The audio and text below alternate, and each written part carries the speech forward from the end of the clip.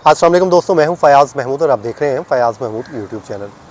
दोस्तों, green card holders को लेके इस वक्त मामला जो है वो बड़ा संजीदा हो चुका है और ख़बरें जो आ रही हैं जिसमें लोगों को न सिर्फ डिटेन किया जा रहा है बल्कि उनको डिपोर्ट भी करने की बातें हो रही हैं।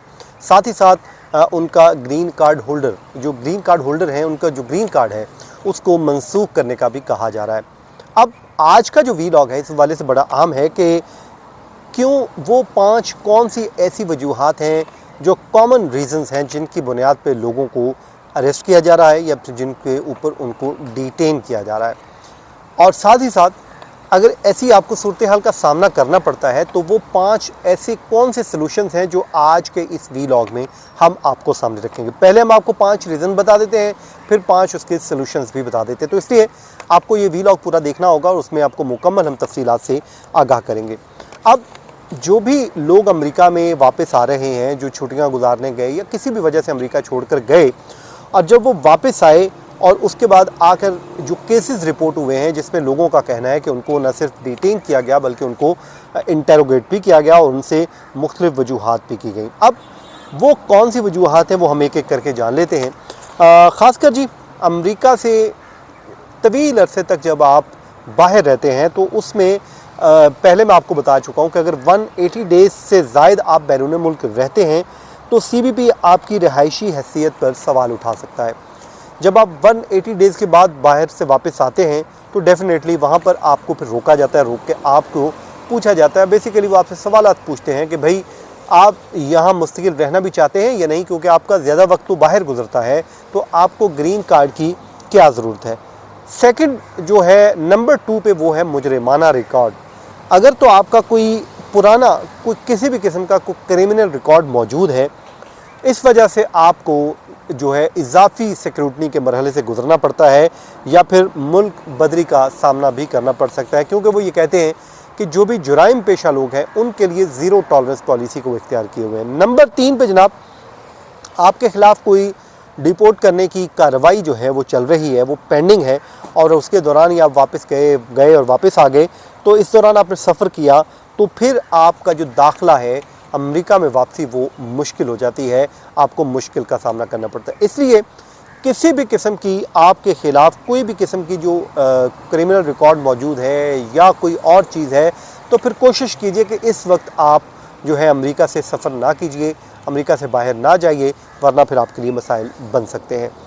नंबर 4 पे जनाब इमिग्रेशन फ्रॉड आपने किया हुआ है, कोई आपके नाम के साथ कोई ऐसी चीज़ जुड़ी हुई है कि आपने इमिग्रेशन फ्रॉड किया है, आपने डॉज करने की कोशिश की है उस पूरे सिस्टम को, तो ज़ाहिर है वो आपको जांच पड़ताल की जा रही है, स्क्रीनिंग का अमल जो है वो जारी है।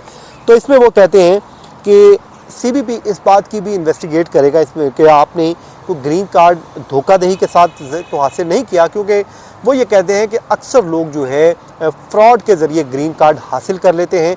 तो अब आप बेहतर जानते हैं कि इस हवाले से आपने कभी कोई फ्रॉड किया है या नहीं किया, तो आपको इस हवाले से अब अपना ख़ुद फ़ैसला करना है।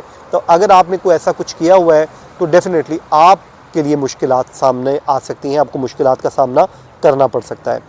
उसके अलावा जनाब अब ये तो वो 5 वजूहात थी जो मैंने आपको बता दिया है, और उसके अलावा जो एक 5वीं शर्त है वो ग्रीन कार्ड की जब आपको दिया जाता है तो उस पर उन्होंने कोई वो कायदे ज़वाबित भी दिए जाते हैं, उसके असूल हैं, उसकी कुछ शराइत हैं, और वो ये कहते हैं कि अगर आपने इस दौरान कोई गैर मुजाज मुलाजमत या फिर गैर जो है बैरून मुल्क गैर कानूनी सरगर्मियों में मुलविस पाए गए हैं तो फिर भी आपकी इस जो है स्टेटस के ऊपर सवालात उठ सकते हैं।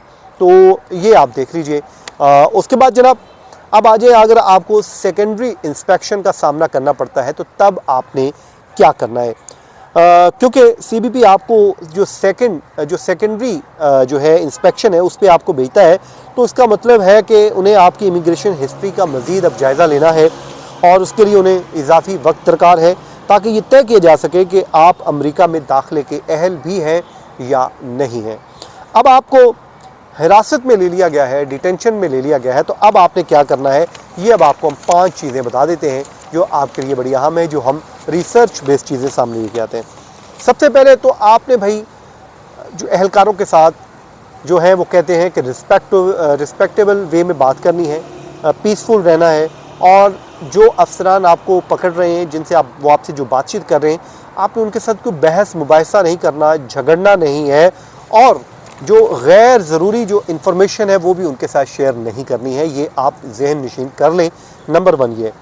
नंबर 2, आप उनको कहें कि जी मुझे अपने अटॉर्नी के साथ बात करनी है।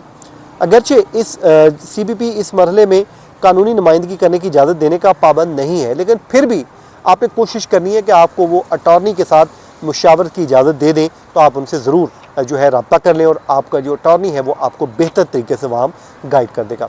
नंबर 3, किसी भी डॉक्यूमेंट के ऊपर आपने कानूनी मशवरे के बगैर कोई साइन नहीं करने।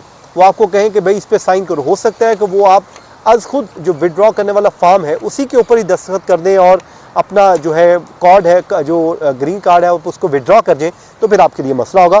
तो इसलिए जनाब आपने उनसे कहना है कि मुझे अपने अटॉर्नी के मशवरे के बगैर इस पर दस्तखत नहीं करने हैं। वो आपको जो है वो नहीं करेंगे। इसलिए आपने वो कार्ड जो है रज़ाकाराना तौर पे जिस पे ग्रीन कार्ड रज़ाकाराना तौर पे आपने विड्रॉ करते हैं, उस फॉर्म पे तो किसी सूरत आपने दस्तखत नहीं करने हैं। और उसके बाद ये अगर कर देंगे तो फिर आप आज खुद उसको सरेंडर कर देंगे। नंबर 4 में जनाब, इमिग्रेशन जज के सामने आपने दरख्वास्त की बात करनी कि भाई मेरा केस जो है आप इमिग्रेशन जज के सामने लेके जाएं। और अगर CBP आपकी रिहायशी हैसियत को चैलेंज करे तो आपने फौरी तौर पे कहना है कि मुल्क बदरी कबूल नहीं करनी है, मुझे आप समात का जो मेरा हक है वो आप कानूनी जो मुझे हक है वो मुझे आप प्रोवाइड कीजिए। उसके बाद जनाब जो है रिटन डॉक्यूमेंट आपने तब उनसे मांगने हैं। कहना है कि आप अगर आपको वो दाखिले की इजाज़त नहीं दे रहे हैं तो या हिरासत में लिया जा रहा है, तो आपने कहना है कि किसी भी सरकारी फ़ैसले की आप कॉपी जो तलब करें जो आपके लिए फ़ैसले लिए जा रहे हैं, आप कहें कि जी मुझे ये दस्तावेज़ चाहिए। तो जनाब ये आज का व्लॉग उम्मीद करते हैं आपके लिए बड़ा हेल्पफुल साबित होगा। अपना बहुत सा ख्याल रखें, जहाँ रहें खुश रहें। मुझे दीजिए इजाज़त। अल्लाह हाफ़िज़।